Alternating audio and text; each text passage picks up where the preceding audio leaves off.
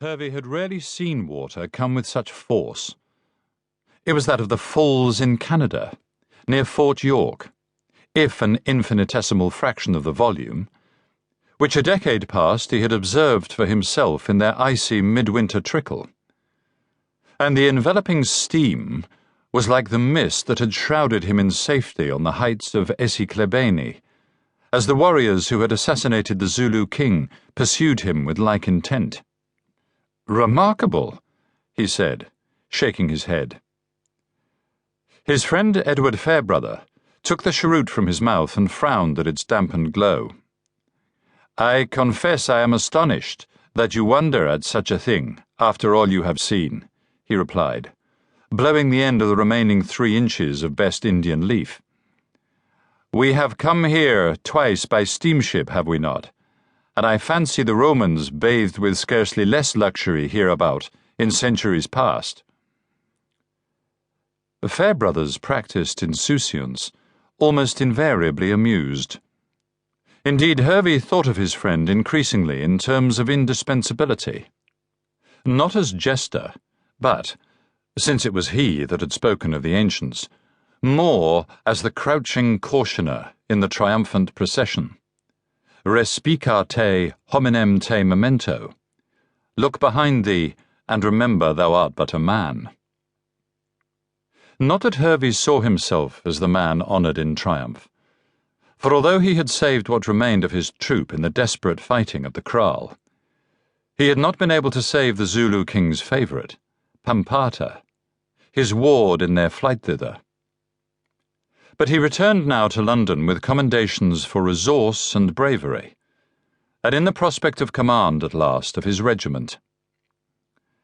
This latter, whatever his regrets, above all the slaughter of men under his authority, was ample cause for satisfaction.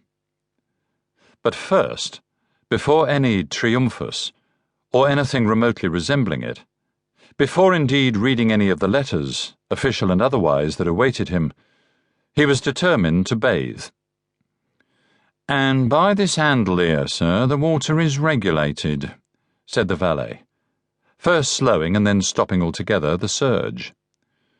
"And then you can have it as hot or as cold as you will by this other handle here, sir, which regulates the cold water in like manner."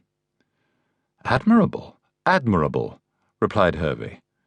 "Thank you, Wilkes." "The steward says as the valets must draw the baths like afore, but I reckons it won't be so long as members will be able to do it for themselves," opined Wilkes, surveying his remarkably effortless work with satisfaction.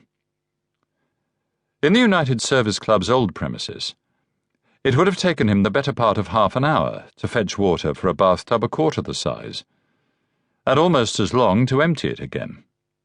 But now, as he pointed out, by merely lifting the brass cylinder, which acted as a stop to the drain, as well as ingeniously permitting the outflow of water if the level in the bath rose beyond a safe level, or perhaps a level necessary for adequate ablutions, for the heating of water was not without considerable cost. Best Tyne coal was now 33 shillings and sixpence per double children. The contents of the bathtub were conveyed effortlessly by leaden pipes to the cesspit beneath the building, and thence, he knew not quite how, to the Thames. "Well then," began Hervey, certain he was now tolerably well trained in the United Service's most recent advance in its members' comforts, "perhaps you will permit me to draw my own, and attend on Captain Fairbrother, who may take his."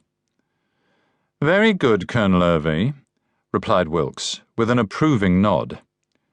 He was confident enough that if there were any mishap, the hero of the Cape frontier would be able to subdue the steward's ire. "Is your groom to stay too, sir?" Hervey explained that he was not, that Private Johnson would not return until the day after tomorrow, and that he would be glad of Wilkes's services in the meantime. Then he returned to his room to slough off his travelling clothes.